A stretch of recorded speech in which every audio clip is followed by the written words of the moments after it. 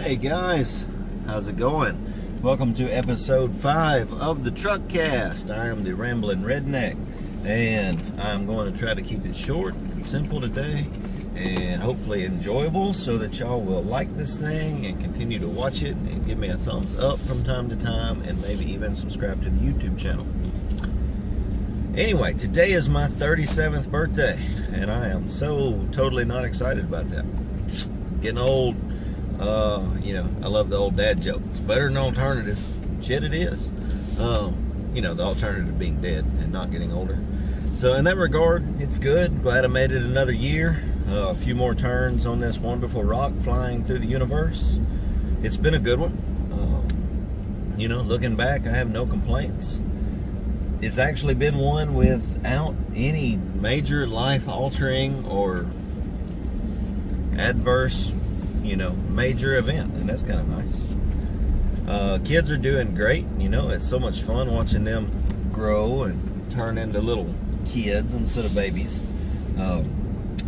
Fallon's 3.5, Nora's 18 months, and I am so glad that I had them this late in life, because I did not have the patience in my 20s for kids.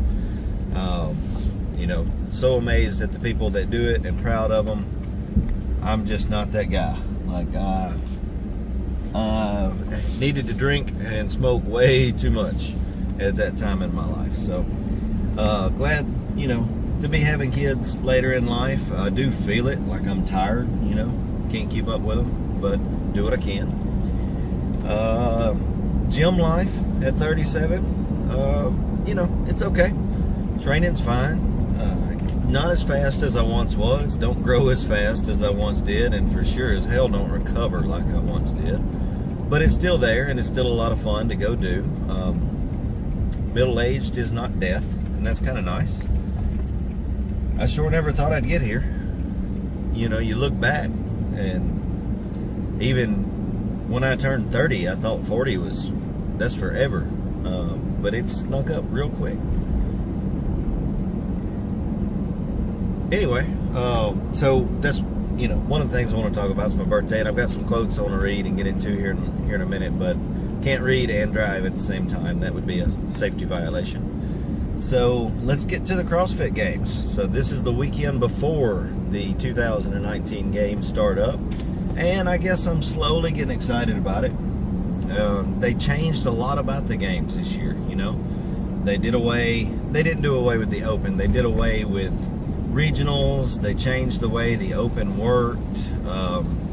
They come up with the wild cards and the sanctioned events, and it's cool, and I keep trying to find the goodness in the new system and look at alternative views on it, but they changed my sport, and that makes me mad. Not a fan of change anyway. So I don't get excited about the Super Bowl. I don't get excited about the World Series or whatever they call the NBA championship. I like to watch some college ball from time to time, but every summer, the CrossFit Games, that's my sport. I spend the weekend watching the CrossFit Games. And they took it and changed all of it. So I feel like I don't even know who I'm going to be watching or rooting for going into next weekend, because I didn't have the regionals. The regionals, if you're not familiar with CrossFit, would have been, the playoffs. Not having that, I feel like a big step in the process is missing and was eliminated. I hope I'm proven wrong. I hope they fire up the games and it's just awesome and great and wonderful, because I would love to get excited about it again. Right now I'm just kind of whatever. I did see Katrin Davis' daughter make a post. She's finalizing her training, and some guys are trying to get Ben Smith in there on a wild card. I would love to see that. Big Ben Smith fan. All the athletes that are going, Carrie Pierce, I love following her and watching her stuff on Instagram. I'm excited for her to get to go. Matthew Frazier, I'm not a huge fan, but he put his time in and deserves, his time in the sunlight. So I hope it goes great for them. I hope it's an amazing event. I hope they get a huge spectator base. Things that I'm worried about: the media, the reporting of it, and how it's going to be shown. Rogue did a really good job on YouTube with their Rogue Invitational, so I hope that those guys can help out and kind of point everybody in the right direction. Before, we always had the update show that, you know, once or twice a week lets you know exactly what was going on between regionals and the games. All that's gone. Now we get a morning chalk up article every now and again. It's just not the same, you know. It's like there's no excitement, no buzz to it. And I hope that they can salvage it. Like, I hope this isn't the beginning of the end for the CrossFit Games. I could definitely see it going that way. I do like that it's brought some more popularity to their sanctioned events, and I hope to, you know, to continue to see those grow. I think that will be better for the athletes in the long run as prize monies get higher and higher. But you know, I just don't know. It's an interesting thing. I don't like that they're cutting half the field on the first day. I don't know how that's going to work out. I'm sorry, it's starting to rain, so I may have to pause it a little bit and keep from getting too much background noise. But you know, I hope they fire it up and it's some awesome workouts. And you know, back in 2010 and 2011, when I first started watching the games, I love that not everybody was wearing the same things. Not everybody was wearing Reebok this and Reebok that and Reebok that. They weren't fully outfitted. I like that the workouts were just random. You know, Castro was just throwing all kinds of stuff in there, and that was cool. And it still had the air of a good hard workout in a box, you know. At the end of it, everybody would go to the last person and cheer them on and uplift them. There was hugging at the end, and everybody was excited about it. So, you know, maybe this is a step back toward that, and I hope so. I hope that it's that and not just, you know, you kind of get the air from Glassman that he's done with it. He wants to be health and fitness and not worry about the competitive aspect of it, but hell, the competitive aspect of it is part of it, you know. So anyway, we'll see where that's going to go. And something that's really awesome about that is I'm hoping to get Marshall in here sitting in the passenger seat next week after the first few workouts, the first few events of the games, to really talk about it, talk about what we see and what's happening and what's up and what's going on in Madison and how it's like, you know. Again, I hope the media and the reporting is good enough that we can do our homework and kind of present a good show about it. Anyway, sitting at a red light. So, my birthday quotes. And the first one, I've always got to go with Thoreau. You know, Henry David Thoreau, one of my all-time favorite authors. If you've not read Walden, pick it up. Dedicate some time to it. It is a torrential read. It is so hard to get through, but it is so worth it. It's excellent. Anyway, the mass of men lead lives of quiet desperation. What is called resignation is confirmed desperation. From the desperate city, you go into the desperate country and have to console yourself with the bravery of minks and muskrats. A stereotype, but unconscious, despair is concealed. Even under what we... Sorry, light turned green, having to drive. It's awful. Anyway, the first sentence is the important part. The mass of men lead lives of quiet desperation. I feel like we do, you know, but I feel like at the same time it's worth it. I relate it to a meme that used to be floating around, you know, showed an old guy with greasy hands, sausage fingers, busted knuckles. I got a few of them myself. And it was, you know, I've never paid for anything with money. I've paid for everything with little bits of time that I've deemed worthwhile to make the money. And I think that's what Thoreau was getting at with the live lives of quiet desperation. Do I want to get up and go to work every day and do what I do every hour I'm there for 50 hours a week? No, not even a little bit. But in doing so, it allows me to contribute to society and hopefully advance this wonderful nation of ours in some way. It also allows me to buy Melissa and Fallon and Nora presents when I want to, and food on the table. We keep power and TV going, you know. So it's a trade-off. Yes, I would love to jump on the bike and go explore every national park in the country for a year and live in a tent and eat what I could find, you know, and I could do it. No doubt in my mind that I could, but I couldn't do it with my family, because I wouldn't ask them to go and follow my dream, you know. That's not right. So yeah, I'm okay with living my life of quiet desperation so that I can enjoy the good times, and I don't mind that trade-off. Another Thoreau, you know, I always try to follow up, is, and it's another one from Walden as well. Let me get over here and park real quick. We'll make this safe so I can do a little better job of reading these things.